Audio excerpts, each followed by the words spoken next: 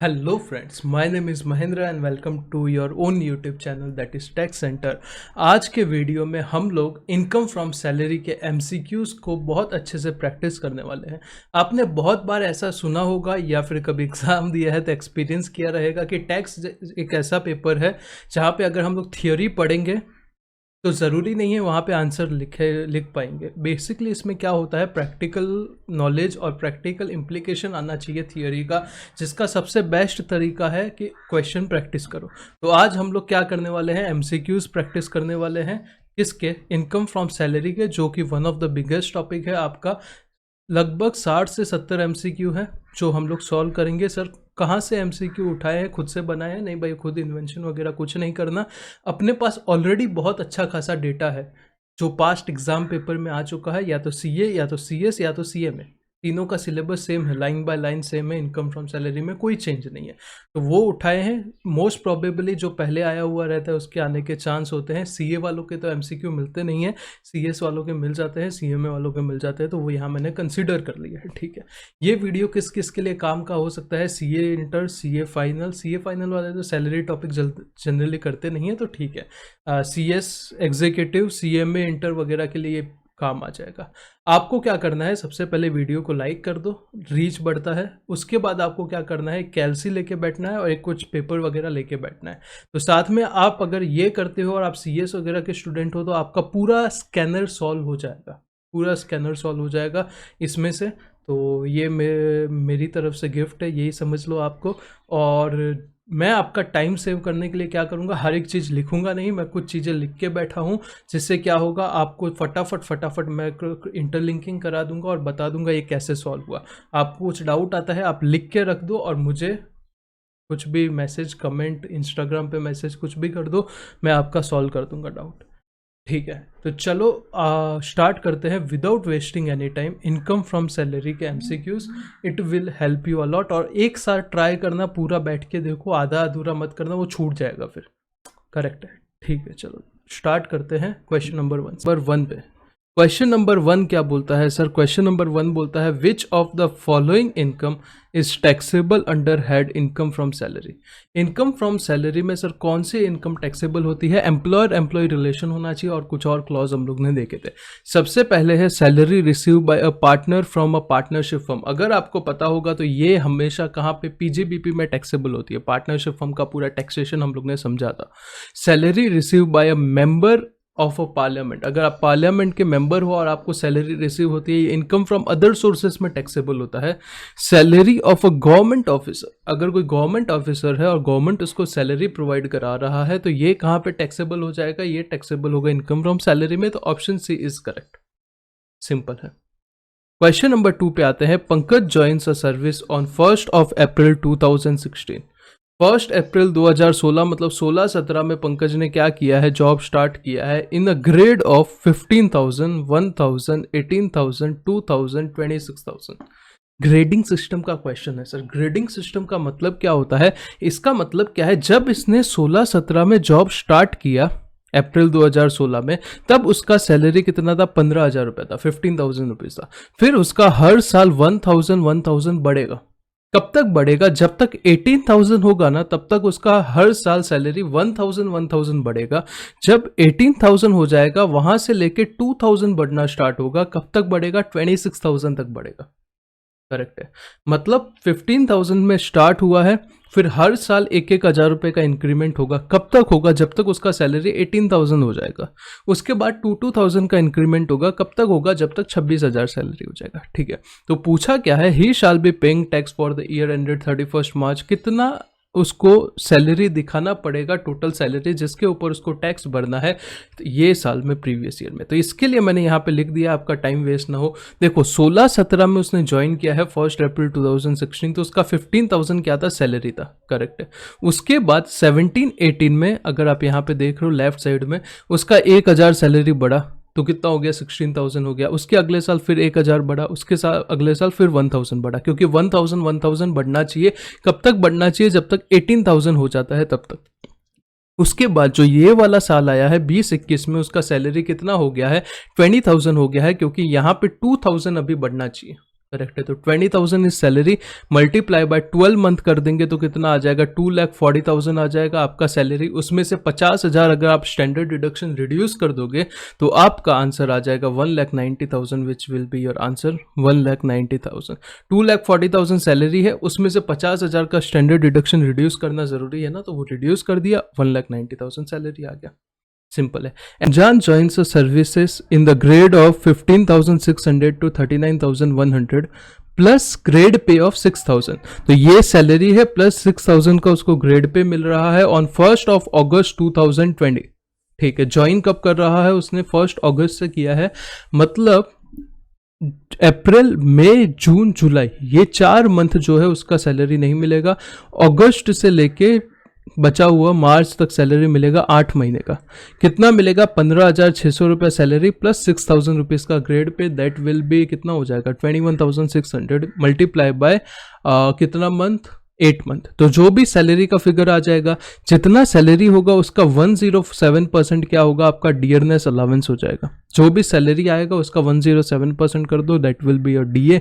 तो ये टोटल आपका सैलरी आ जाएगा, उसमें से 50,000 रुपये का स्टैंडर्ड डिडक्शन ले लेना। अगर उतना ले लेते हो तो आपको क्या मिल जाएगा, अमाउंट मिल जाएगा जिसके ऊपर टैक्स लगेगा। तो मैंने सॉल्व करके रखा है, आपको बता देता हूँ। ये पीडीएफ आपको मिल जाएगा जैसे मैंने आपको बताया। ज्वाइन करता है 1 अगस्त को, 15,600 रुपये उसका क्या है, बेसिक सैलरी है, प्लस ग्रेड पे है 6,000 रुपये, तो 21,600 रुपये सैलरी 8 महीने के लिए, 172,800। डीए कितना है इसका, जो 172,800 है इसका 107%, दैट विल बी 184,896। तो टोटल 357,696 आ जाएगा। उसमें से 50,000 रिड्यूस कर देंगे, मतलब जो भी आपका 3 लाख रुपया सैलरी आएगा उसके ऊपर जो भी टैक्स आएगा वो रिबेट अंडर सेक्शन 87A के तहत माफ हो जाएगा, तो वो आपका टैक्स क्या हो जाएगा, नील हो जाएगा। Is it okay? Yes sir. Next आते हैं क्वेश्चन नंबर 4। यहाँ पे मैंने नोट करके हिंट भी डाला है और वो वाला नोट भी आपको पीडीएफ इसके नीचे अटैच करके डाल दूंगा, तो आपके लिए इजी हो जाएगा अगर कहीं अटक जाते हो। What will be the amount of gross salary which shall be required to be declare in the return of income. ऐसा क्या अमाउंट का सैलरी होगा जो आपको डिक्लेयर करना पड़ेगा इन the return of income in previous year. मैं 2021 कर देता हूँ क्योंकि ये पिछले साल भी बनाया था, कुछ अमेंडमेंट है नहीं। By Haroon who joined service as a manager accountant on a salary of ₹17,000 per month. उसका पर मंथ का सैलरी कितना है, 17,000 रुपया है। इन XYZ लिमिटेड उसने ज्वाइन कब किया था, 1 अप्रैल 2017 को जॉब ज्वाइन किया था। ग्रेड क्या था, 15,000 का ग्रेड था। तो अपने को क्या निकालना है, बड़ी ही सिंपल सी चीज़ है। अपने को 17-18 में उसका सैलरी कितना था, 17,000 रुपया था। तो उसके बाद 2,000 बढ़ेगा। तो यहाँ पे देखो सिंपल सी बात है, ग्रेड पे का मतलब क्या है, जब आपने ज्वाइन किया था 1 अप्रैल 17 को ज्वाइन किया था, कितने में ज्वाइन किया था, 17,000 रुपये में ज्वाइन किया था। अभी 15,000 से 19,000 तक कितना बढ़ेगा, 2,000 बढ़ेगा। तो उसका अप्रैल 17 में, अप्रैल 18 कर देते हैं यहाँ पे क्योंकि ऊपर भी मैंने 1 साल बढ़ा दिया है ना। अप्रैल 18 में उसका सैलरी कितना था, 17,000 था। फिर अगले साल कितना होगा, 19,000 होगा। फिर कितना बढ़ेगा, 3,000 से बढ़ेगा। तो यहाँ पे मैं आपको कैलकुलेट करके बता देता हूँ। देखो 18-19 में उसका कितना था, 17,000 था। 19-20 में कितना था, 19,000 हो जाएगा क्योंकि 2,000 बढ़ जाएगा। और 20-21 में 3,000 से बढ़ेगा क्योंकि ग्रेड पे उस हिसाब से। तो 22,000 आपका amount multiply by 12 month, that will be 2.64 lakh आपका सैलरी, जो कि आपको रिटर्न में शो करना पड़ेगा। क्योंकि क्वेश्चन में ग्रॉस सैलरी बोला है, नेट नहीं बोला। अगर नेट बोलते तो उसमें से स्टैंडर्ड डिडक्शन भी, या फिर सिर्फ सैलरी बोलते तो भी स्टैंडर्ड डिडक्शन रिड्यूस करना पड़ता।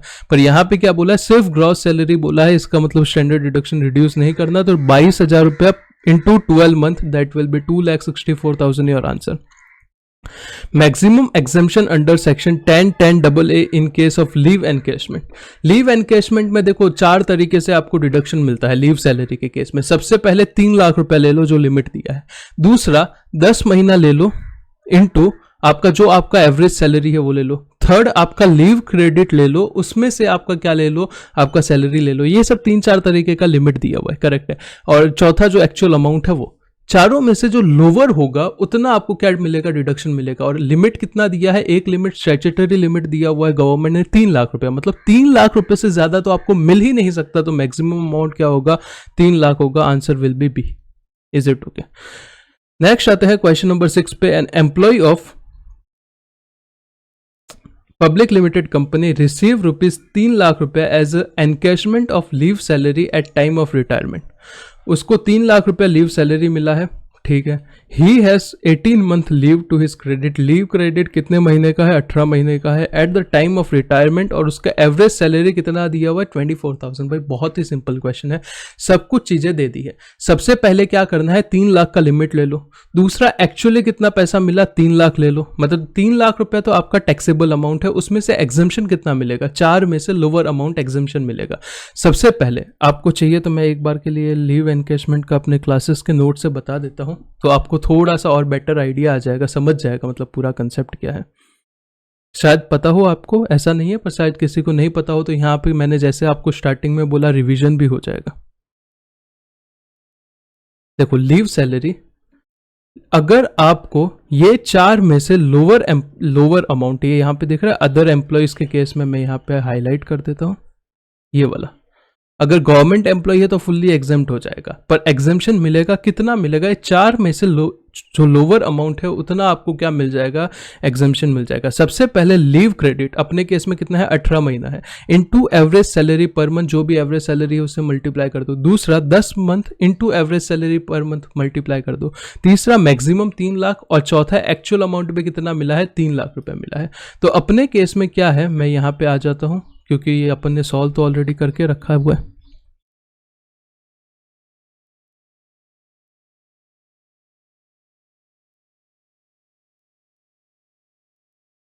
क्वेश्चन नंबर 6, एक्चुअल अमाउंट भी 3 लाख मिला, 3 लाख रुपया लिमिट दिया हुआ है। एवरेज सैलरी जो भी 24,000 है इंटू 10 मंथ कितना होगा? 2,40,000 होगा। और चौथा तो चेक करने की भी जरूरत नहीं है, क्योंकि 18 इंटू 24,000 होगा, वो ऑब्वियस ही बात है 2,40,000 से तो ज़्यादा ही आएगा। तो तीनों में से लोअर अमाउंट कितना है? 2,40,000 आपको एग्जेम्पशन मिल जाएगा। और टैक्सेबल अमाउंट कितना हो जाएगा? 3 लाख एक्चुअल मिला था, उसमें से एग्जेम्पशन निकाल दो 2,40,000, दैट विल बी 60,000 आपका अमाउंट क्या हो जाएगा? टैक्स हो जाएगा। तो यहाँ पे क्वेश्चन क्या पूछा है? टैक्सेबल अमाउंट कितना होगा? 60,000 होगा, क्योंकि 3 लाख आपका टैक्सेबल अमाउंट था, उसमें से एग्जेम्पशन 2,40,000 का मिल गया, तो आपका 60,000 taxable amount. Question number 7. Bimal is employed in a factory at a salary of 2,400 per month. Bimal एक ऐसा आदमी है जो फैक्ट्री में काम करता है, उसका सैलरी है 2,400 रुपया, डीए उसको मिलता है 600 रुपये का, और बोनस मिलता है 200 रुपये का, ठीक है। रिटायर होता है 31 दिसंबर को, और उसको मिलता है 75,000 रुपीज एज अ ग्रेचुटी, जो कि कवर्ड है under payment of gratuity act में after serving 31 years and 4 month. तो चलो ग्रेचुटी के प्रोविजन एक बार पढ़ लेते हैं, ताकि आपको पूरा आइडिया आ जाए कि हमको आगे क्वेश्चन में करना क्या है।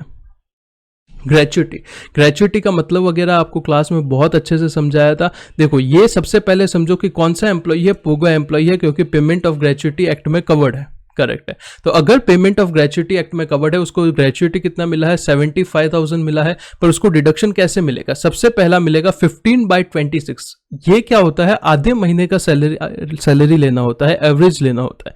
सिंस एक महीने में 4 संडे का छुट्टी होता है, तो वो 26 ले लिया है। 15/30 लेना चाहिए, पर 4 दिन का छुट्टी होता है, तो 15/26 इंटू सैलरी पर मंथ, जो भी आपका मंथली सैलरी क्वेश्चन में दिया है वो ले लो, इंटू कितना साल आपने कंप्लीट किया सर्विस का वो ले लो। ये पेमेंट ऑफ ग्रेचुटी एक्ट में अगर आप कवर हो तो आपको राउंडिंग ऑफ करने मिलेगा, मतलब अगर आपने एक 31 ईयर और 7 मंथ किया है तो 32 ईयर्स काउंट हो जाएगा, समझ रहे हो। एक्चुअल अमाउंट जो मिला वो ले लो, और मैक्सिमम 20 लाख रुपए ले लो। तीनों में से जो लोअर अमाउंट है आपको क्या मिल जाएगा? डिडक्शन मिल जाएगा। और सैलरी पर मंथ का मतलब क्या होता है? जो लेटेस्ट बेसिक सैलरी है प्लस लेटेस्ट डीए है, जो अपने को क्वेश्चन में दिया है, वो आपका यहाँ पे सैलरी पर मंथ में आ जाएगा, मतलब बोनस नहीं आएगा, करेक्ट है। तो ये आपका तीनों में से लोअर अमाउंट एग्जम्पशन है, और 75,000 टैक्सेबल है। 75,000 में से तीनों में से जो लोअर अमाउंट हो जाएगा वो क्या हो जाएगा? आपको डिडक्शन मिल जाएगा। तो यहाँ पे मैं अपने सॉल्यूशन वाली सीट पे आ जाता हूँ, और यहाँ पे हम लोग फटाफट देख लेते हैं। देखो, ग्रेचुटी में सबसे पहले 15/26 into salary per month into number of year. अभी देखो 15/26 तो ऐसे ही रहेगा। सैलरी कितना है? 3,000 है। कैसे? 2,400 आपका बेसिक सैलरी है, यहाँ पे देखो 2,400 आपका बेसिक सैलरी है, और 600 रुपया डीए है, तो यही काउंट होगा, बोनस तो काउंट नहीं होगा। तो 3,000 रुपीज आपका सैलरी इंटू 31 ईयर्स उसने सर्विस कंप्लीट किया था, यहाँ पे कहीं पे देखोगे तो 31 ईयर्स रहेगा, उसने सर्व किया है 31 ईयर्स एंड 4 मंथ, तो 4 मंथ मतलब मतलब 31 ईयर्स ही काउंट होगा। तो सबसे पहला अमाउंट आ गया 53,653, दूसरा 20 लाख का स्टैट्यूटरी लिमिट, और थर्ड है जो एक्चुअल 75,000 जो एक्चुअल अमाउंट मिला। तीनों में से लोअर आपको डिडक्शन मिल जाएगा, कितना मिल जाएगा? 53,653 आपको डिडक्शन मिल जाएगा। तो आंसर विल बी 53,654, वो मतलब जो राउंडिंग ऑफ हो जाएगा। ठीक, क्लियर है? Yes sir. क्वेश्चन नंबर 8 पे आते हैं। Akash is entitled to get pension of ₹6,000 per month from a private company. Akash को क्या मिलना है? 6,000 रुपये हर महीना का पेंशन मिलना है प्राइवेट कंपनी से। He get 60% of a pension commuted pension मिल रहा है उसको। रिसीव होता है कितना? 3,60,000। तो ये जो 3,60,000 है ये कितना है? 60% है। तो 100% कितना होगा? मतलब टोटल पेंशन कितना होगा निकालना पड़ेगा। उसको ग्रेचुइटी भी मिल रहा है 2 लाख। तो अगर आपको पेंशन के प्रोविजन नहीं याद है तो मैं आपको याद करा देता हूं। पेंशन में आपको देखो डिडक्शन कैसे मिलता था, कॉम्यूटेड का। अनकॉम्यूटेड तो पूरा टैक्सेबल होता है, कॉम्यूटेड जो है वो टैक्सेबल कब होगा नहीं कब होगा उसके बारे में बात करना है। तो उसमें डिपेंड करता है आपको ग्रेचुइटी मिलता है कि नहीं। ये देखो पेंशन या एन्युटी जो भी है, अनकॉम्यूटेड तो पूरा टैक्सेबल होगा। कॉम्यूटेड मतलब जो लमसम पेमेंट आपको मिल रहा है गवर्नमेंट एम्प्लॉय के हाथ में तो एग्जम्प्ट होगा। अदर एम्प्लॉय के हाथ में अगर वो ग्रेचुइटी भी मिल रहा है तो उसको एग्जम्पशन कितना मिलेगा? जो टोटल पेंशन है, सिर्फ कॉम्यूटेड वाला नहीं, जो टोटल पेंशन का 1/3 आपको एग्जम्पशन मिल जाएगा। और अगर आपको ग्रेचुइटी नहीं मिल रहा है तो टोटल पेंशन का हाफ आपको क्या मिल जाएगा? एग्जम्पशन मिल जाएगा। ये बेसिक सा कंसेप्ट था जो हम लोग ने बहुत अच्छे से पढ़ा था। तो यहाँ पे अभी क्या करना है, अपने को अप्लाई करना है। तो मैं आपको क्वेश्चन के ऊपर फिर से लेके आता हूँ। अगर ये पढ़ रहे हो तो आप एक बार प्रोविजन पहले गो थ्रू कर लीजिए, तो क्या होगा, आसान हो जाएगा आपके लिए।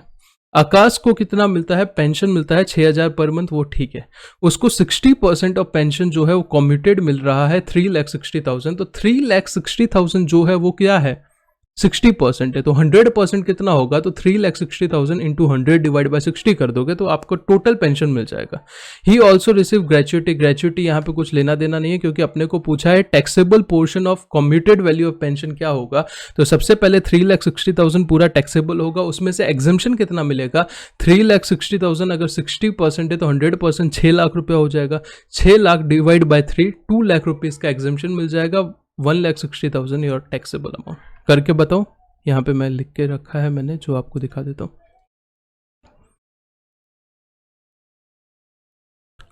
कौन सा क्वेश्चन है? Question number 8। देखो 3,60,000 रुपीज आपका क्या है? कॉम्यूटेड पेंशन है। टोटल कितना है? 6 लाख रुपए है। कैसे निकाला? 3.6 लाख अगर 60 है तो 100 कितना होगा? क्रॉस मल्टीप्लाई कर दिया, 6 लाख। एग्जम्पशन कितना मिलेगा? टोटल पेंशन जो 6 लाख है इंटू उसका 1/3 आपको एग्जम्पशन मिल जाएगा, मतलब 6 लाख डिवाइड बाय 3 2 लाख आपको एग्जम्पशन मिल जाएगा। तो 1.6 लाख आपका क्या हो जाएगा? टैक्सेबल हो जाएगा। सिंपल है।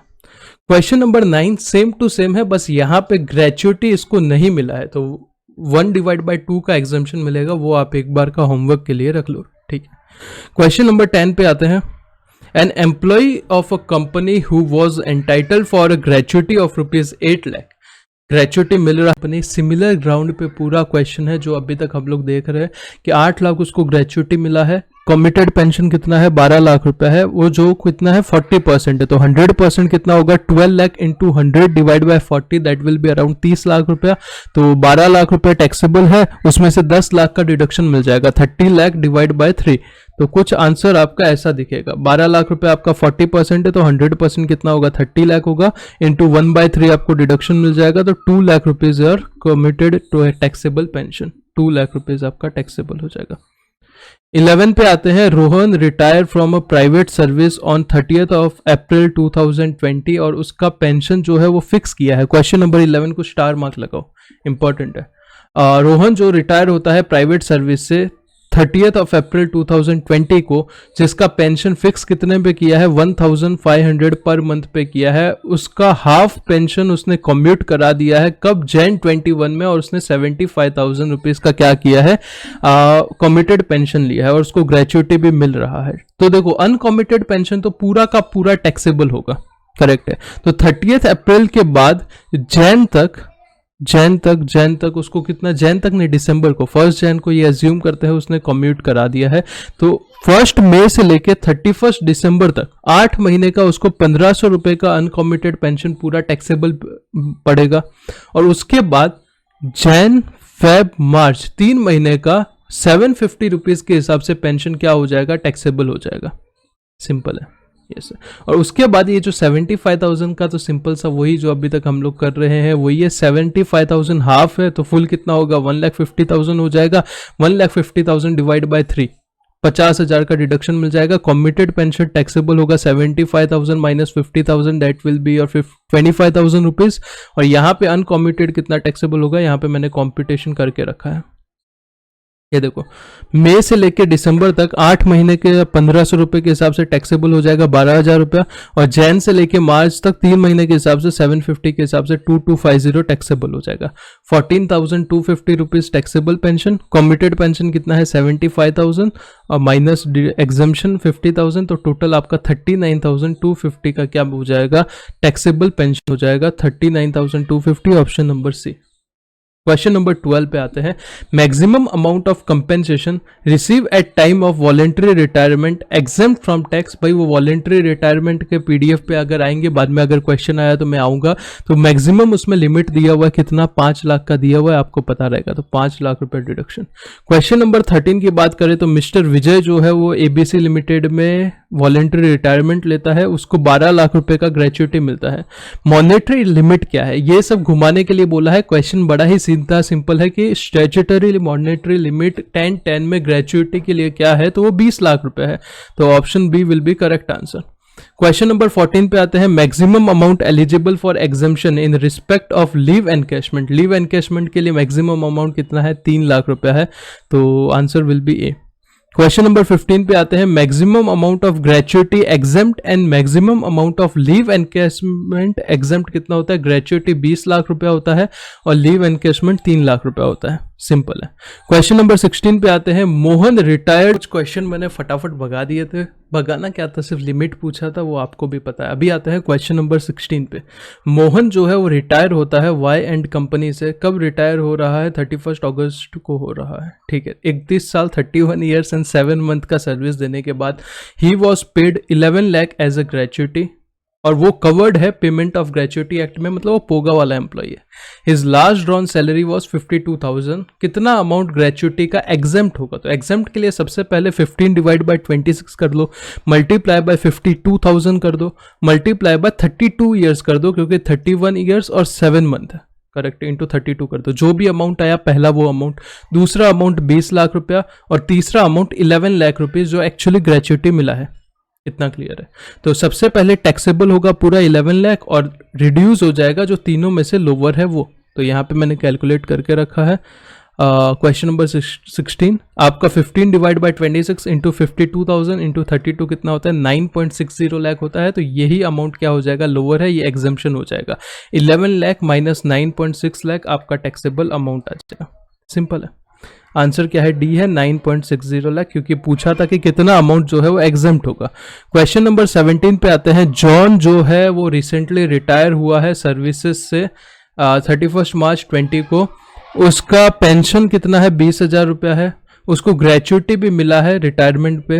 ही also wants to commute his pension 50% of his 6 lakh. ठीक है, how much amount commuted pension साल, अभी भी ये बहुत नॉर्मल क्वेश्चन हो गया। 6 लाख रुपया कम्यूटेड है, मतलब इतनी बार कर लिया, 6 लाख रुपया कम्यूटेड है, टोटल कितना हो जाएगा, 12 लाख। 6 लाख क्या हो जाएगा, टैक्सेबल हो जाएगा, उसमें से 12 lakh divide by 3 that is 4 lakh rupees क्या हो जाएगा, एग्जेम्प्ट हो जाएगा, मतलब टोटल 2 लाख रुपीज क्या हो जाएगा, टैक्सेबल पेंशन हो जाएगा। समझा गया भाई, सिंपल सा क्वेश्चन है। कम्यूटेड पेंशन कितना है, 6 लाख है, मतलब टोटल कितना है, 12 लाख है, क्योंकि ये 6 लाख 50% है। 12 लाख में से एग्जम्पशन 1/3 मिल जाएगा, 4 लाख रुपए, टैक्सेबल हो जाएगा 2 लाख रुपए। नेक्स्ट आते हैं क्वेश्चन नंबर 18 है, करेक्ट है। The maximum amount of death cum retirement gratuity receive by an employee not covered under payment of gratuity act on superannuation कितना होगा, मैक्सिमम कितना होगा, 20 लाख होता है। अगर पेमेंट ऑफ ग्रेचुइटी में कवर्ड हो या नहीं हो फर्क नहीं पड़ता, 20 लाख रुपए मैक्सिमम क्या हो जाएगा, एग्जेम्प्ट हो जाएगा। क्वेश्चन नंबर 19 पे आते हैं। Malik retired from Mehbooba limited after rendering of service 27 years and 8 month. ठीक है, उसका 15 दिन का सैलरी दिया है, स्टार मार्क करो, उसका सैलरी कितना दिन का दिया है, 15 दिन का दिया है, नॉट पूरे महीने का। अपने को वैसे भी 15 डेज का ही लेना होता है, मतलब 26,000 का 15/26 नहीं करेंगे, नॉर्मल सिर्फ 26,000 ही लेंगे। तो और ग्रेचुइटी मिला है 11.5 लाख, तो सबसे पहला अमाउंट 11.5 लाख ले लो, दूसरा अमाउंट कितना ले लो, 20 लाख ले लो, और वो कवर्ड है पेमेंट ऑफ ग्रेचुइटी एक्ट में। और 15/26 नहीं करना तो 26,000 इंटू 28 कर दो, तीनों में से जो लोअर होगा वो आपको क्या मिल जाएगा, एग्जम्पशन मिल जाएगा। तो देखो 26,000 को 15/26 क्यों नहीं करना, क्योंकि वो 15 महीने का ही 15 दिन का ही सैलरी है। तो इंटू 28 ईयर्स करेंगे तो 7.28 लाख आ जाएगा, 11.5 लाख जो एक्चुअल मिला है और 20 लाख तीनों में से लोअर आपको क्या मिल जाएगा, डिडक्शन मिल जाएगा।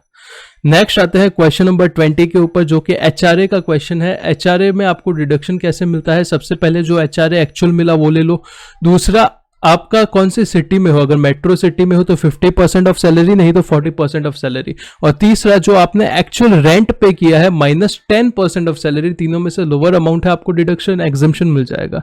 तो मुरली जो है वो मेगा लिमिटेड में काम करता है, करेक्ट, मुरली मेगा लिमिटेड में काम करता है, उसको एचआरए कितना मिला, 9,000 पर मंथ मिला।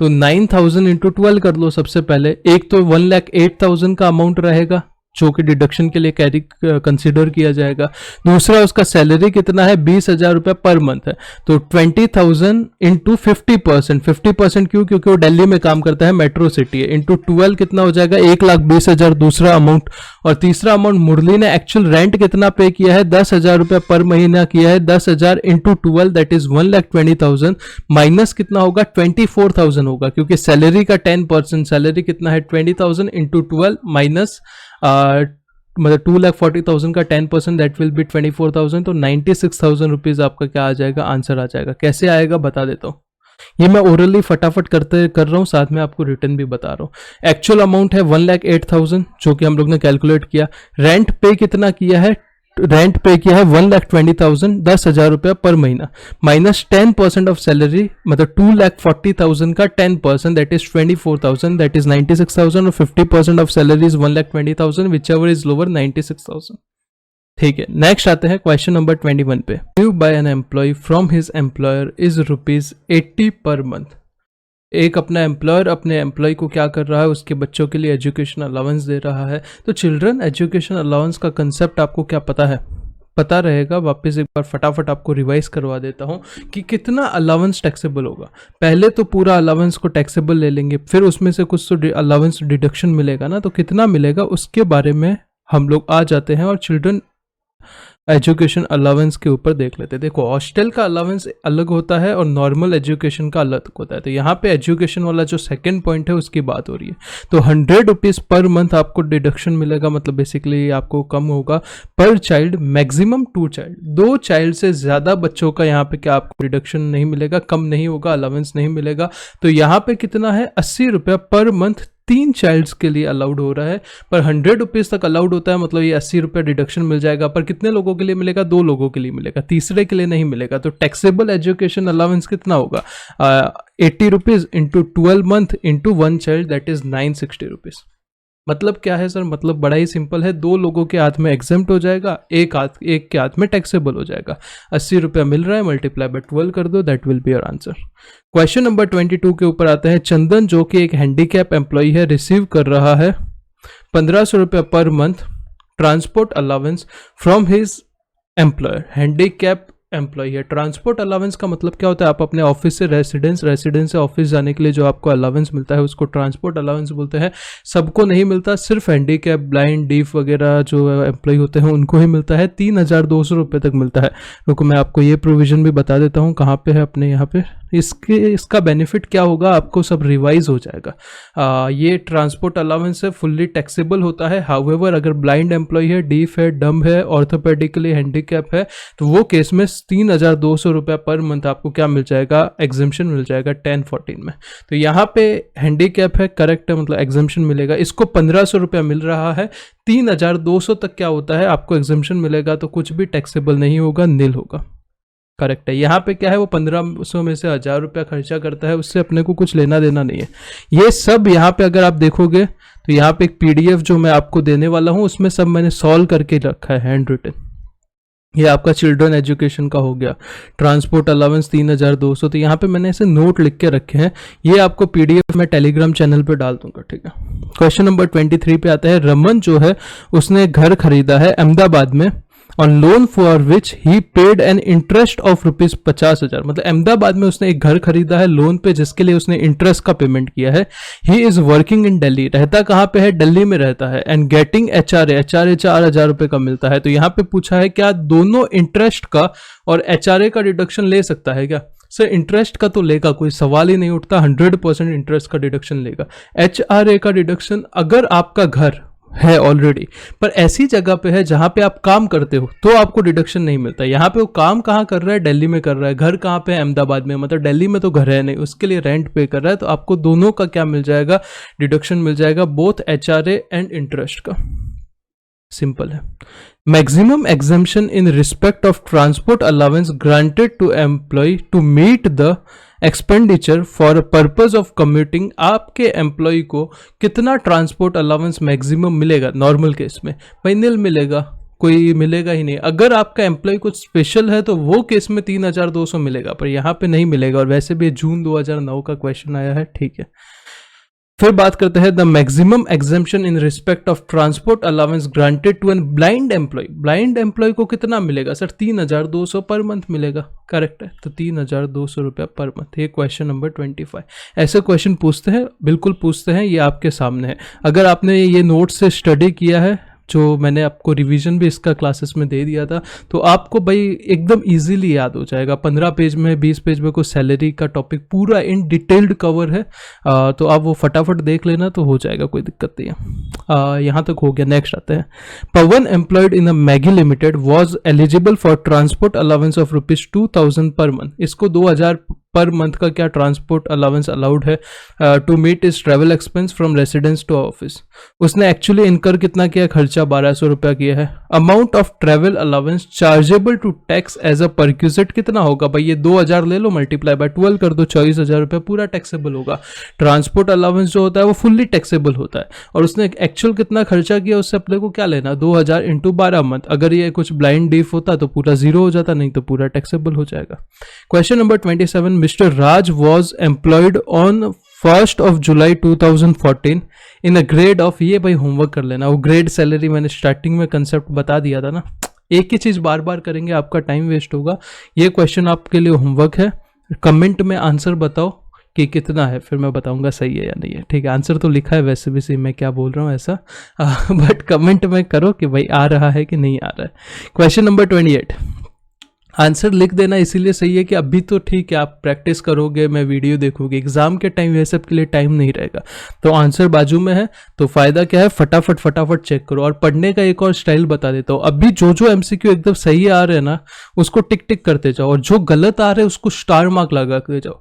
जो लास्ट में सबसे ज्यादा फोकस वो स्टार मार्क वाले एमसीक्यू को करना है, क्योंकि उसमें हमें पहले गलती हुई है। जो अभी सही है वो तो बाद में भी सही होंगे भाई, उसमें कोई प्रॉब्लम नहीं है, पर जो गलत हुए हैं ना उनको ज्यादा हाईलाइट करके रखना, ताकि वो बाद में तकलीफ ना दे।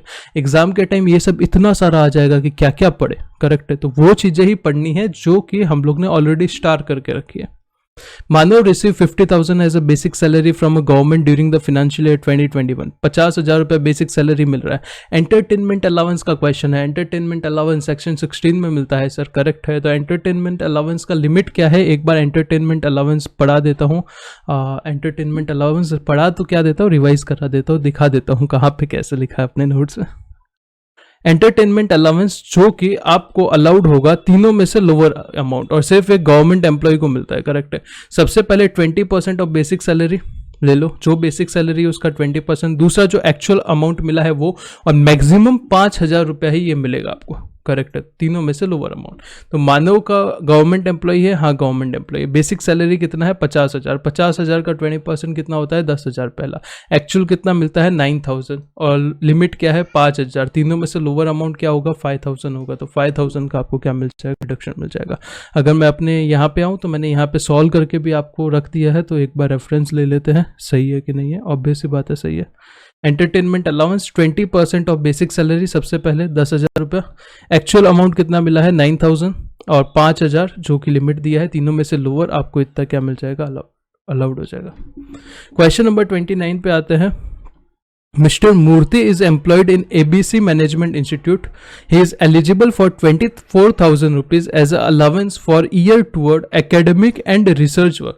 उसको एकेडमिक एंड रिसर्च वर्क के रिलेटेड क्या मिला है, 24,000 का अलाउंस मिला है। तो अगर आपको पता होगा, जब मैंने आपको पढ़ाया था तो कुछ ऐसे अलाउंस थे जो कि क्या होते थे, हमेशा हमेशा हमेशा हमेशा एग्जाम्प्ट होते थे, उसके ऊपर टैक्स नहीं लगेगा। जैसे कि मैं बताता हूँ, following allowance will be fully exempt. यहाँ पे देखोगे, ये देखो रिसर्च अलाउंस पड़ा, करेक्ट है। इसको भी तो एकेडमिक एंड रिसर्च अलाउंस ही मिला है, तो ये क्या हो जाएगा, एग्जाम्प्ट हो जाएगा। तो ये आंसर विल बी नील।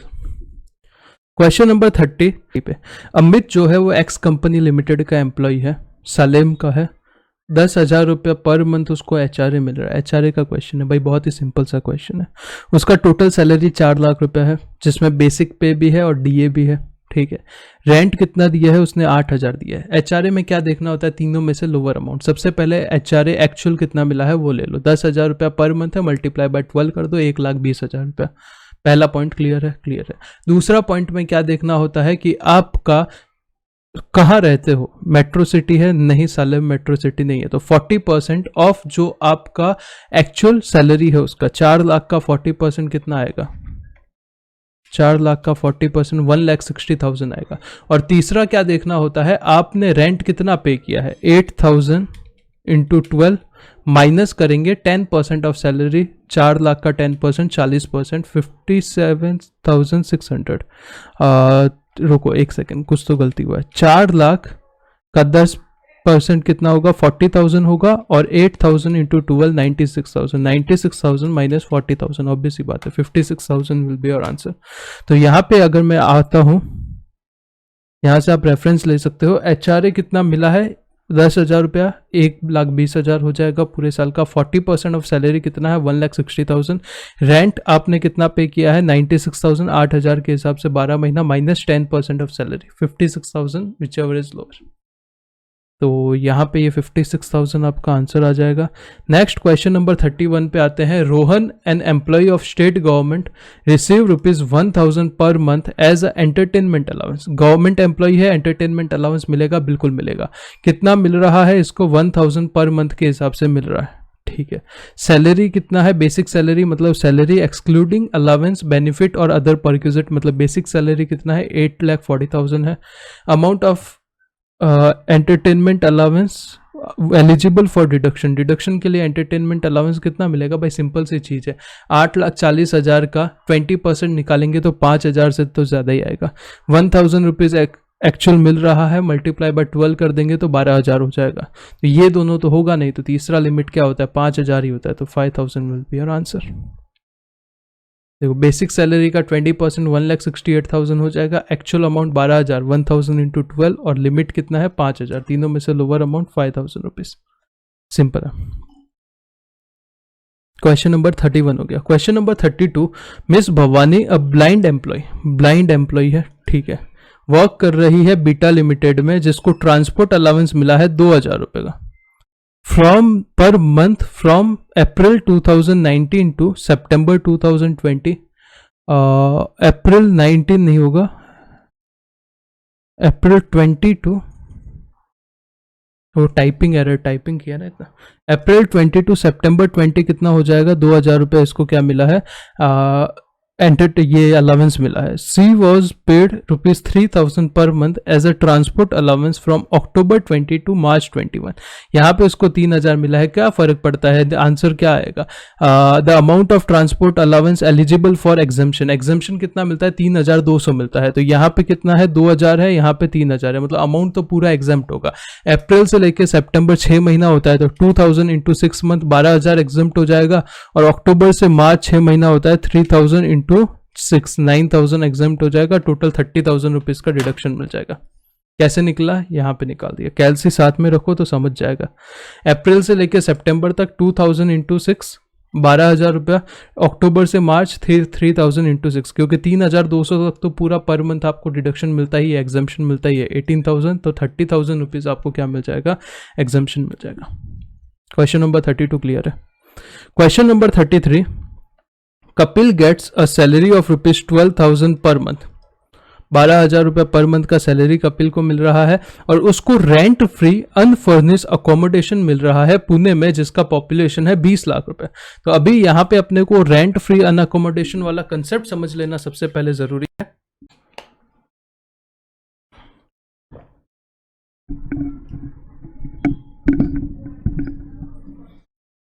हाँ, तो अभी आ जाते हैं नेक्स्ट जो वो लीव ट्रैवल वाला परक्यूजिट का कंसेप्ट है, लीव ट्रैवल नहीं रेंट फ्री अकोमोडेशन वाला, वो समझने के लिए नीचे आ जाता हूँ मैं।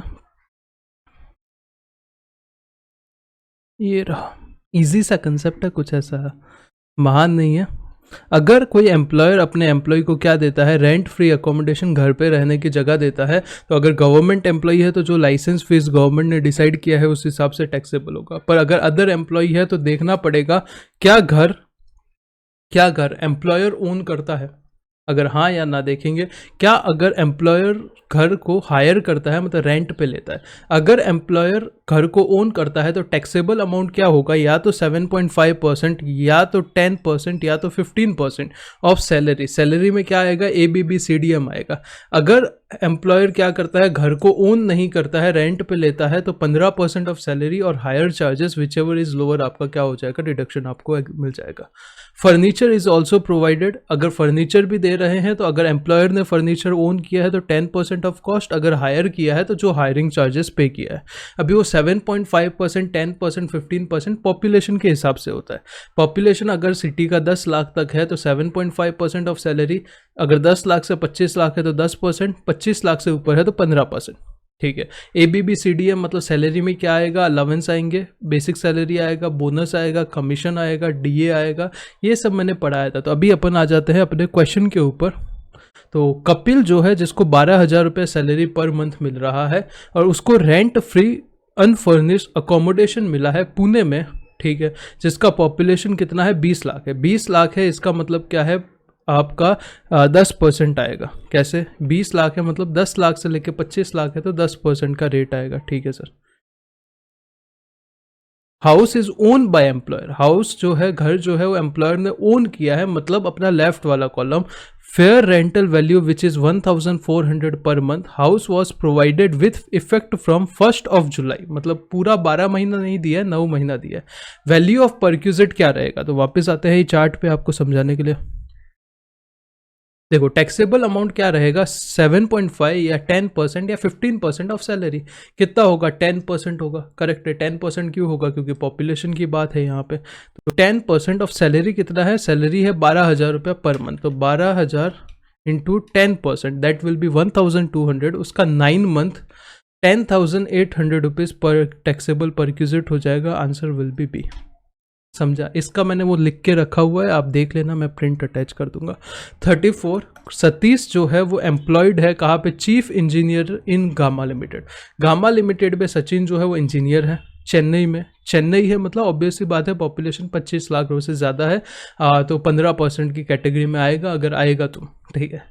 विद इफेक्ट फ्रॉम 1 अप्रैल 1920 कुछ भी समझो, for a consolidated salary of ₹60,000 per month. Salary कितना है, 60,000 रुपये। He is provided rent free accommodation, same चीज मिला है 1 जुलाई 2020, यहाँ पे भी 9 मंथ के लिए मिला है। वैल्यू ऑफ टैक्सेबल परक्यूजिट क्या होगा, बहुत ही सिंपल सा क्वेश्चन है अभी तो, 60,000 मल्टीप्लाई बाय 15%। 15% क्यों, क्योंकि पॉपुलेशन चेन्नई में है, 25 लाख से ज़्यादा ही होगा। 9,000 आ जाएगा, multiply by 9, 81,000 will be your answer. Answer 81,000। Question number 35 पे आते हैं। Arjun employed in KI private limited Mumbai में, जिसको रेंट फ्री अकोमोडेशन दिया है एम्प्लॉयर ने, हु ओन सच अकोमोडेशन, मतलब अकोमोडेशन एम्प्लॉयर का खुद का है। सैलरी इनकम अर्जुन का कितना है, 8 लाख रुपए। ठीक है। परक्यूजिट वैल्यू कितना होगा, मुंबई है मतलब ऑब्वियस सी बात है आपका कितना होगा, 15% होगा, क्योंकि 25 लाख से ज़्यादा पॉपुलेशन है। 15% of 8 lakh will be your value, तो 15% of salary, answer will B D. 8 lakh का 15% करेंगे तो 1,20,000 आएगा। करेक्ट है, answer will B D. Simple है, यस सर। क्वेश्चन नंबर 36 पे आते हैं। रमेश जो कि गौरी एंड कंपनी का एम्प्लॉय है, उसको फॉलोइंग पेमेंट मिलते हैं ईयर एंडिंग 31 मार्च 21 में। बेसिक सैलरी मिल रहा है 2,40,000। इंपॉर्टेंट क्वेश्चन है, स्टार मार्क करो। डियरनेस अलाउंस कितना मिल रहा है? 40% ऑफ बेसिक सैलरी। जो भी आपका बेसिक सैलरी है 2,40,000, उसका 40% आपका क्या है? डीए है 96,000। पर 96,000 का 40% जो है वो डीए इन टर्म है, क्योंकि वो रिटायरमेंट का पार्ट बन रहा है, सैलरी का पार्ट बन रहा है। करेक्ट है, मतलब एक्चुअल डीए, टोटल डीए 96,000 है, उसका 40% 38,400 ही आपका डीए इन टर्म्स है। Rent free unfurnished accommodation provided by employer for which rent paid by employer being 50,000। ये केस में एम्प्लॉयर खुद क्या कर रहा है? रेंट भर रहा है। तो आपका टैक्सेबल अमाउंट क्या होगा? या तो 15% ऑफ सैलरी, या फिर hire charges paid by employer. Hire charge कितना पे कर रहा है? 50,000 रुपया पे कर रहा है। ठीक है, ये अमाउंट हो गया 50,000 रुपये। वो क्या कर रहा है? हायरिंग चार्ज पे कर रहा है। सैलरी का मतलब क्या होगा? डीए 38,400 और बेसिक सैलरी 2,40,000। तो टोटल सैलरी होगा 2,78,400। 2,78,400 का 15% 41,760 ले लो, या फिर आपका 50,000 ले लो, विच एवर इज लोअर। तो 41,760 आपका आंसर आ जाएगा। कैसे आएगा मैं आपको बताता हूं।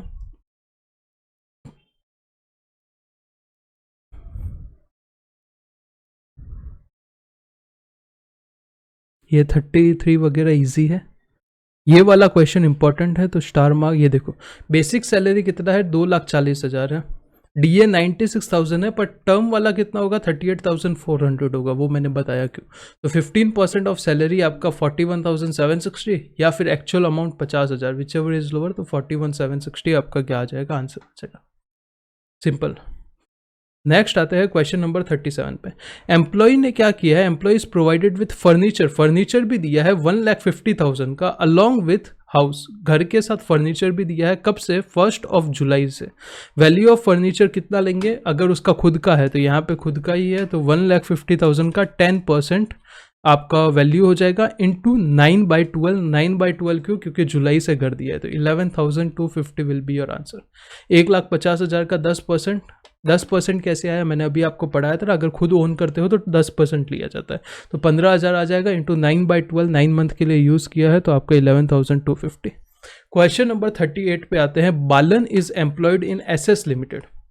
बालन जो है वो एसएस लिमिटेड में काम करता है, मदुराई में। He is provided with rent free accommodation house by employer. Madurai है, मतलब 25 बड़ी सिटी है, 25 लाख से ज़्यादा पॉपुलेशन है। कितना परसेंट लेंगे? तो भाई 15% लेंगे। Question number 39. During the previous year, the employee was reimbursed 24,000 medical expense incurred, which include 7,000 spent in government hospital. अगर मेडिकल वाला आपको कंसेप्ट पता होता है तो गवर्नमेंट जो भी हॉस्पिटल में आप पेमेंट करते हो वो एग्जाम्प्ट हो जाता है, जो भी अलाउंस मिलता है। तो 24,000 माइनस 7,000 करोगे तो आंसर आ जाएगा। सिंपल सा। Question number 40। क्वेश्चन नंबर 40 करने से पहले मैं आपको वो वाला कंसेप्ट समझा देता हूँ, रिवाइज करवा देता हूँ, मेडिकल वाला। अगर ट्रीटमेंट या तो गवर्नमेंट हॉस्पिटल में होगा, या एम्प्लॉयर के खुद के हॉस्पिटल में होगा, या गवर्नमेंट रिकॉग्नाइज हॉस्पिटल में होगा, तो जो आपको अलाउंस मिला है वो एग्जाम्प्ट हो जाएगा, या फिर फुल्ली टैक्सेबल हो जाएगा। मतलब ये 3 को छोड़ के कहीं और तो फुल्ली टैक्सेबल। अगर ट्रीटमेंट इंडिया के बाहर हुआ है तो जो benefit of treatment plus stay, मतलब जाने का खर्चा, इलाज का खर्चा प्लस रहने का खर्चा, वो कितना एग्जाम्प्ट होगा? एग्जाम्प्ट होगा up to the limit of RBI, जो भी आरबीआई ने प्रिस्क्राइब किया है। और ट्रैवल का खर्चा अगर फुल्ली एग्जाम्प्ट हो जाएगा, अगर आपका जीटीआई 2 लाख रुपए तक है, अगर 2 लाख से ज़्यादा है तो ट्रैवल का खर्चा पूरा टैक्सेबल हो जाएगा। मतलब देखो, फॉरेन में इलाज हो रहा है तो रहने का खर्चा और ट्रीटमेंट का खर्चा जितना आरबीआई बोलेगा उतना एग्जाम्प्ट होगा। ट्रैवल का खर्चा डिपेंड करेगा आपका जीटीआई कितना है। जीटीआई के 2 लाख रुपए तक है तो पूरा एग्जाम, नहीं तो पूरा टैक्सेबल। और इंडिया में करा रहे तो government hospital, government recognise hospital, या खुद का तुम्हारा हॉस्पिटल एम्प्लॉयर का, तो एग्जाम्प्ट होगा। Question number 40। रवि को 10,000 रुपया मेडिकल अलाउंस मिल रहा है, ठीक है।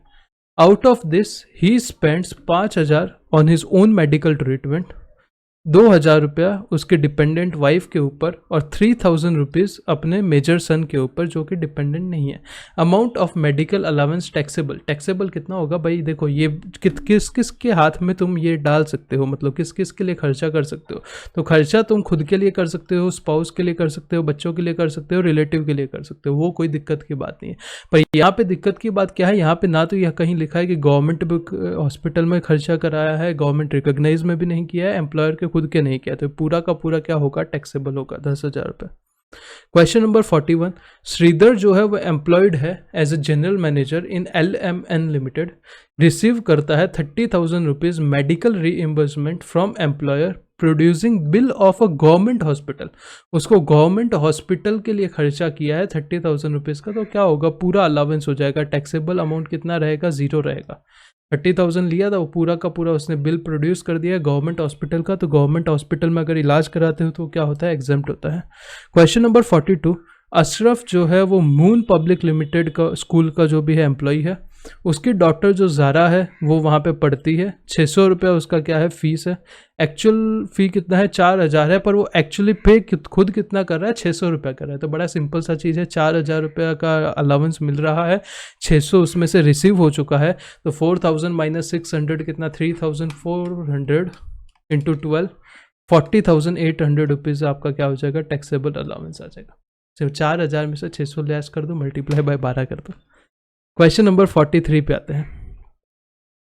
नेक्स्ट क्वेश्चन पे आते हैं। Question number 43, Bobby employed in PQR limited was permitted to admit his only son in the, एक ही बच्चा है उसका बेचारे का, बेचारा तो क्या मतलब एक बच्चा है उसका, school run by the employer, employer की स्कूल में उसका बच्चा पढ़ रहा है, फीस नहीं लिया जा रहा है, बट दूसरे लोगों से फ़ी कितना लिया जाता है? The cost of such education for other child is ₹1,800 per month. इतना चार्ज दूसरों से लिया जाता है, तो भाई ये तुम्हारा क्या हो जाएगा? ऑब्वियस सी बात है, टैक्सेबल परक्यूजिट हो जाएगा। 1800 इंटू 12, 21,600 रुपये, 21,600। आंसर विल बी ए। 44 पे आते हैं। Ashok took an interest free loan of ₹15,000 from B limited employer से 15,000 रुपये का लोन लिया है जिसके ऊपर इंटरेस्ट नहीं पे कर रहा है। मार्केट में वो इंटरेस्ट का लोन कितना देना होता है? 10% देना होता है। करेक्ट है। टैक्सेबल होगा क्या? नहीं होगा, क्योंकि मैंने आपको मैंने आपको एक कंसेप्ट सिखाया था। क्या कंसेप्ट था सर? एक कंसेप्ट था कि अगर आपका लोन जो है वो 20,000 रुपये से कम है तो आपको कोई इंटरेस्ट उसके ऊपर नहीं देना पड़ता है। करेक्ट है। लेके आ जाता हूँ मैं वहाँ पे। ये देखो, loan given by employer to employee at concessional rate और without rate of interest. Taxable amount क्या होता है? जनरली लोन का अमाउंट ले लो, मल्टीप्लाई बाय करो एसबीआई का interest rate on the first day of relevant previous year minus actual जो इंटरेस्ट रेट है वो। करेक्ट है। पर अगर लोन जो है वो 20,000 रुपये तक है तो आपका इंटरेस्ट जो है वो टैक्सेबल नहीं होगा। तो यहाँ पे तो 15,000 का लोन था तो इंटरेस्ट टैक्सेबल नहीं होगा। नेक्स्ट क्वेश्चन पे आते हैं। क्वेश्चन नंबर 44 हो गया, 45 correct, 45। Miss Janvi purchase with an interest free loan. Janvi ने अपने एम्प्लॉयर से क्या लिया है? इंटरेस्ट फ्री लोन लिया है अपना घर परचेज करने के लिए। वैल्यू ऑफ परक्यूजिट क्या होगा? तो सबसे पहले लिखा है सिंपल इंटरेस्ट लगेगा, ठीक है। कॉम्प्यूटेड होगा at a rate charge by central government. Central government का रेट थोड़ी होता है, एसबीआई का रेट होता है। Second, simple interest computed at a rate charge by State Bank of India, अभी तक सही है, on 1 April of previous year. हाँ, ये सही लग रहा है।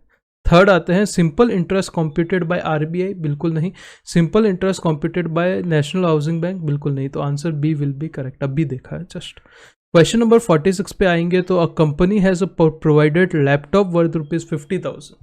50,000 रुपये का लैपटॉप दिया है कंपनी ने टू इट्स एम्प्लॉय को for official as well as personal purpose. भाई तो ऑफिस का भी यूज़ कर, पर्सनल भी यूज़ कर। परक्यूजिट क्या होगा? कुछ नहीं होगा, भूलना ही नहीं है अपने को। अगर कंप्यूटर या लैपटॉप दिया जाता है तो परक्यूजिट वैल्यू में नहीं गिना जाता। Company acquired a motor car for ₹8 lakh on 30th of June 2019. It sold the said motor car to employee Jayant for ₹6 lakh on the 10th of June 2020. 30th June 2019 को उसने motor car लिया था 8 लाख का, 10 जून 2020 को बेच दिया है employ को 6 लाख में। कंपनी ने डेप्रिसिएशन क्लेम किया है 15%। ये तो नॉर्मल डेप्रिसिएशन है। सैलरी में डेप्रिसिएशन तभी आप वो असेट का क्लेम कर सकते हो अगर वो फुल ईयर के लिए यूज़ हुआ है। मतलब अगर 30 जून से लेके 30 जून तक यूज़ होता तो 1 साल का डेप्रिसिएशन मिलता, वो अकाउंटिंग ईयर के हिसाब से यहाँ पे नहीं मिलेगा। तो ये केस में आपका डेप्रिसिएशन आएगा ही नहीं। तो 8 लाख का कॉस्ट था, बेचा 6 लाख में, तो 2 लाख का जो डिफरेंस है वो आपका क्या मान लिया जाएगा, परक्यूजिट मान लिया जाएगा। सिंपल है। क्वेश्चन नंबर 48 पे आते हैं। The amount of any contribution to approve superannuation fund by the employer in respect of employee is exempt. कितना एग्जेम्प्ट होगा मुझे तो पता है, पर आपको एक बार अप्रूव्ड सुपर एन्युएशन फंड का रिवीजन करा देता हूँ। ये देखो भाई, ये नोट्स आप देख सकते हो, अगर आपको चाहिए तो you can by this book. इससे सही आपको कहीं नहीं मिलेगा। ठीक है, छोड़ो। आपका एम्प्लॉयर का कंट्रीब्यूशन कितना तक एग्जेम्प्ट होगा उसकी बात हो रही है अप्रूव सुपर एन्युएशन फंड में। तो देखो, जो इंटरेस्ट होगा वो तो एग्जेम्प्ट होता है, एम्प्लॉय का कंट्रीब्यूशन इग्नोर करना होता है। एम्प्लॉयर का कंट्रीब्यूशन 1.5 लाख तक क्या हो जाएगा, आपका एग्जेम्प्ट हो जाएगा। तो answer will be 1.5 lakh. Correct. Ravi जो है वो एम्प्लॉयड है कहाँ पे, कॉटन इंडिया लिमिटेड में एज अकाउंट मैनेजर। एम्प्लॉयर ने उसके 1,60,000 रुपये, 1,60,000 रुपीज़ क्या किया है, कंट्रीब्यूशन किया है अप्रूव्ड सुपर एन्युएशन फंड में to the benefit of Ravi. The amount of such contribution liable to tax, कितना टैक्स के लिए लाइबल होगा, 1,60,000 किया है, 1,50,000 तक तो टैक्स नहीं लगता है, तो 10,000 रुपये लाइबल होगा, तो 10,000 रुपये इस आंसर भी करेक्ट। क्वेश्चन नंबर 50 पे आते हैं। इंपॉर्टेंट तो क्या मस्त क्वेश्चन है। उससे पहले ये unapproved super unrecognised provident fund के बारे में आपको कंसेप्ट बता देता हूँ। देखो, यूआरपीएफ में अगर कोई एम्प्लॉय कंट्रीब्यूट करता है तो इग्नोर करना होता है, इंटरेस्ट एग्जेम्प्ट हो जाएगा, एम्प्लॉयर का कंट्रीब्यूशन एग्जेम्प्ट हो जाएगा। पर जो लमसम मिलेगा बाद में आपको रिसीव होगा, उसमें जो एम्प्लॉय का कंट्रीब्यूशन है वो इग्नोर करना होता है। एम्प्लॉय के कंट्रीब्यूशन पे जो इंटरेस्ट मिलता है वो IF, ये सब लॉजिक वगैरह क्लास में बताए थे, अभी टाइम वेस्ट नहीं कर सकते। IFRS में टैक्सेबल होगा, पर जो एम्प्लॉयर का कंट्रीब्यूशन और एम्प्लॉयर के कंट्रीब्यूशन का इंटरेस्ट है वो सैलरी हेड में टैक्सेबल होता है। करेक्ट है। एम्प्लॉय का कंट्रीब्यूशन के ऊपर इंटरेस्ट जो होता है वो IFRS में होता है, और एम्प्लॉयर का कंट्रीब्यूशन और इंटरेस्ट दोनों कहाँ पे, सैलरी हेड में टैक्सेबल होगा। तो यहाँ पे क्या पूछा है, how much of receipt from a provident fund is chargeable to income from salary.